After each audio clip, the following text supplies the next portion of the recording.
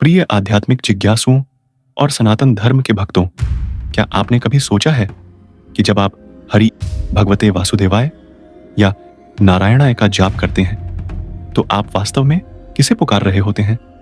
क्या ये अलग अलग देवता हैं या एक ही परम सत्ता के विभिन्न रूप? और यदि एक ही हैं तो उनके नाम इतने अलग क्यों हैं? क्या कोई एक दूसरे से श्रेष्ठ है? ये वे प्रश्न हैं जो सदियों से साधकों, दार्शनिकों और भक्तों के मन को आंदोलित करते रहे हैं। आज हम एक अभूतपूर्व आध्यात्मिक यात्रा पर निकल रहे हैं, जहां हम इन गहन प्रश्नों का उत्तर तलाशेंगे, न केवल सतही तौर पर, बल्कि धर्म ग्रंथों, पौराणिक कथाओं, दार्शनिक सिद्धांतों और भक्ति परंपराओं के अथांग सागर में गोता लगाकर। यह यात्रा आपको श्री हरि, विष्णु और नारायण के दिव्य स्वरूपों का एक ऐसा विस्तृत दर्शन कराएगी जो आपके हृदय और आत्मा को छू जाएगा। क्या आप जानते हैं कि आपके द्वारा उच्चारित किया गया हरि शब्द केवल एक नाम नहीं, बल्कि ब्रह्मांड के सबसे शक्तिशाली आध्यात्मिक हथियार में से एक है? वह रहस्य आप आगे जानेंगे। लेकिन क्या विष्णु और नारायण नाम पर्याप्त नहीं? उसे जानने से पहले इनको एक एक करके समझते हैं। सनातन धर्म की सबसे बड़ी सुंदरता और उसकी सार्वभौमिक अपील उसकी विविधता में एकता की अवधारणा में निहित है। हम एक ही परब्रह्म को अनेक रूपों और नामों से पुकारते हैं। यह ठीक वैसे ही है जैसे एक ही सूर्य अपनी किरणों से प्रकाश, ऊष्मा और जीवन प्रदान करता है, लेकिन हम उसे उसकी विविध अभिव्यक्तियों से पहचानते हैं। हरि, विष्णु और नारायण भी उसी परम सत्य की तीन महत्वपूर्ण अभिव्यक्तियां हैं, जो हमें उसके विभिन्न गुणों, कार्यों और अनुग्रहकारी स्वरूपों से परिचित कराती हैं। यह समझना महत्वपूर्ण है कि ये अलग अलग देवता नहीं हैं जो एक दूसरे से प्रतिस्पर्धा करते हैं, बल्कि एक ही पूर्ण परमेश्वर के विभिन्न पहलू हैं। श्री हरि दुखों का हरण करने वाले, मुक्तिदाता और पापों के संहारक हरि शब्द संस्कृत धातु हृ से बना है, जिसका अर्थ है हरण करना, दूर करना, ले जाना या आकर्षित करना। इस मूल अर्थ से ही हरि नाम की अनंत गहराई प्रकट होती है। दुखों और क्लेशों का हरण हरि का सबसे प्रमुख अर्थ है, जो सभी दुखों और क्लेशों को हर लेता है। जब भक्त सच्चे हृदय से हरि नाम का उच्चारण करता है तो भगवान उसके शारीरिक, मानसिक और आध्यात्मिक कष्टों को तुरंत दूर करते हैं। यह नाम भय, चिंता, शोक और निराशा को मिटाने वाला है।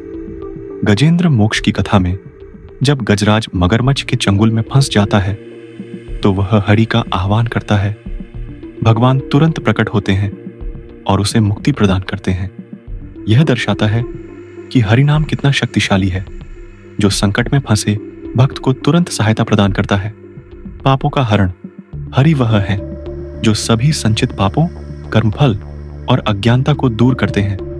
उनका नाम जप ही मोक्ष का मार्ग है, क्योंकि यह आत्मा को कर्म के बंधनों से मुक्त करता है। स्कंद पुराण में कहा गया है, हरिर्हर्ति पापानि दुष्ट चित्तैरपि स्मृतः, अर्थात हरि का स्मरण दुष्ट विचारों वाले व्यक्ति के भी पापों को हर लेता है। भागवत पुराण में अजामिल की कथा इसका प्रत्यक्ष प्रमाण है, जिसने मरते समय अनजाने में अपने पुत्र नारायण का नाम लिया और नारायण हरि के दूतों ने उसे यमदूतों से बचाया। आकर्षण करने वाले हरि का अर्थ आकर्षित करने वाला भी है। वे परम सत्य हैं जो सभी जीवों को अपनी ओर आकर्षित करते हैं, अपनी लीलाओं से, अपने प्रेम से और अपने दिव्य सौंदर्य से। भक्त उनके प्रति स्वाभाविक रूप से आकर्षित होते हैं। अज्ञान का हरण हरि अज्ञानता के अंधकार को दूर करके ज्ञान का प्रकाश फैलाते हैं। वे आत्मा को उसकी वास्तविक पहचान का बोध कराते हैं, जिससे वह जन्म मृत्यु के चक्र से मुक्त हो जाती है। समस्त ब्रह्मांड का हरण प्रलय के समय भगवान हरि ही संपूर्ण ब्रह्मांड को अपने में समेट लेते हैं या उसका हरण कर लेते हैं। यह उनकी संहारक शक्ति का भी एक पहलू है, जो पुनः सृजन के लिए मार्ग प्रशस्त करती है। विष्णु ब्रह्मांड के पालक, सर्वव्यापी और धर्म के संरक्षक। विष्णु नाम की व्युत्पत्ति संस्कृत धातु विश्व से हुई है, जिसका अर्थ है प्रवेश करना, चारों ओर फैला होना या समाविष्ट होना। यह नाम भगवान के उस सर्वव्यापी स्वरूप को दर्शाता है जो पूरे ब्रह्मांड में समाया हुआ है और उसका पालन पोषण करता है। सर्वव्यापी सत्ता विष्णु वह परम चेतना है जो हर अणु, हर कण, हर जीव और हर स्थान में व्याप्त है। वे सिर्फ स्वर्ग में ही नहीं बल्कि हर जगह है। वे सृष्टि के आदि, मध्य और अंत में उपस्थित हैं।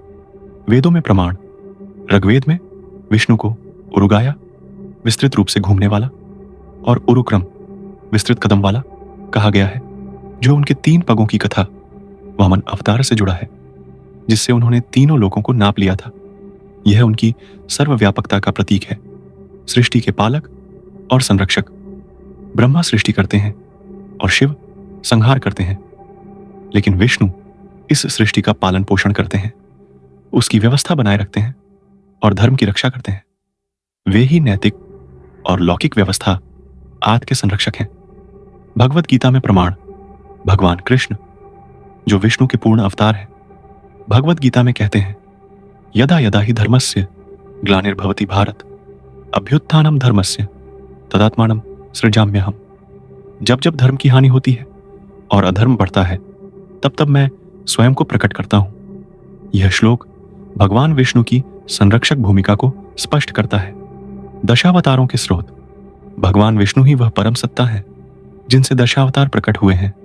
मत्स्य, कूर्म, वराह, नरसिंह, वामन, परशुराम, राम, कृष्ण, बुद्ध और कल की भविष्य का अवतार, ये सभी अवतार हैं। कौन बड़ा, कौन छोटा? क्या आपको लगता है कि एक नाम का जप करना दूसरे से अधिक फलदायी है? आइए इस भ्रम को दूर करें। सनातन धर्म, विशेषकर अद्वैत वेदांत दर्शन, इस बात पर जोर देता है कि परब्रह्म निराकार, निर्गुण, गुणों से परे और असीम है।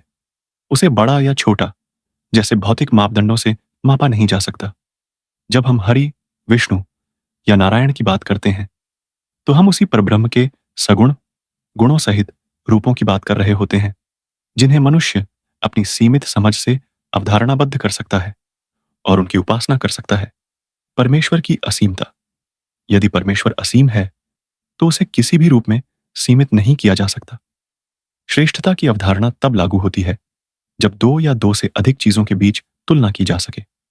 चूंकि हरि, विष्णु और नारायण एक ही परम सत्ता के पहलू हैं, इसलिए उनमें कोई आंतरिक श्रेष्ठता या हीनता नहीं हो सकती। त्रिदेव और उनकी एकता। हिंदू धर्म में ब्रह्मा, विष्णु और महेश, शिव को त्रिदेव कहा जाता है। ब्रह्मा सृष्टि करते हैं, विष्णु पालन करते हैं और शिव संहार करते हैं। ये तीनों एक ही परम चेतना के विभिन्न कार्य हैं। कई पौराणिक कथाओं में इन तीनों देवताओं की एकता को दर्शाया गया है, जैसे हरिहर रूप, जहां विष्णु और शिव एक ही रूप में दर्शाए गए हैं। यह दर्शाता है कि कार्य भिन्न हो सकते हैं, लेकिन मूल शक्ति एक ही है। पौराणिक कथाओं में उदाहरण, ब्रह्मा ने विष्णु की नाभि से जन्म लिया, जो विष्णु के पालक और मूल स्रोत होने का प्रतीक है। शिव और विष्णु के बीच कई लीलाएं हैं जो उनकी घनिष्ठता और एकत्व को दर्शाती हैं, जैसे मोहिनी अवतार, जहां विष्णु ने शिव को मोहित किया। एक भक्त के लिए श्रेष्ठता का प्रश्न दार्शनिक रूप से महत्वपूर्ण नहीं होता। भक्त के लिए उसका इष्ट देव ही सब कुछ होता है। यदि कोई भक्त श्री हरि को अपना इष्ट मानता है, तो उसके लिए हरि ही सबसे श्रेष्ठ है। यदि कोई विष्णु को अपना इष्ट मानता है, तो उसके लिए विष्णु ही सबसे श्रेष्ठ है। यह भक्ति की गहनता और व्यक्तिगत संबंध का विषय है। उदाहरण, मीराबाई के लिए श्री कृष्ण, विष्णु का अवतार, ही सब कुछ थे। उनके लिए कृष्ण से बढ़कर कोई नहीं था। सूरदास ने भी कृष्ण की लीलाओं का वर्णन किया और उनके प्रति असीम भक्ति व्यक्त की। यह उनकी व्यक्तिगत श्रेष्ठता की भावना थी, जो किसी अन्य देवता को नीचा नहीं दिखाती थी, बल्कि उनके प्रेम और समर्पण को दर्शाती थी। सर्वधर्म संभाव। सनातन धर्म सर्वधर्म संभाव का सिद्धांत सिखाता है, जिसका अर्थ है सभी धर्मों और पूजा पद्धतियों के प्रति सम्मान। जब हम भीतर ही भीतर अपने भगवान को दूसरे भगवान से श्रेष्ठ मानते हैं, तो हम इस सिद्धांत का उल्लंघन करते हैं। भगवान एक हैं, नाम अनेक हैं। अनेक पुराणों और धर्म ग्रंथों में हरि, विष्णु और नारायण नामों का परस्पर उपयोग किया गया है, जो इस बात का प्रमाण है कि ये सभी एक ही दिव्य ऊर्जा को संदर्भित करते हैं। भागवत पुराण यह पुराण भगवान विष्णु को समर्पित है, लेकिन इसमें हरि और नारायण शब्दों का भी व्यापक रूप से प्रयोग किया गया है। विष्णु सहस्रनाम।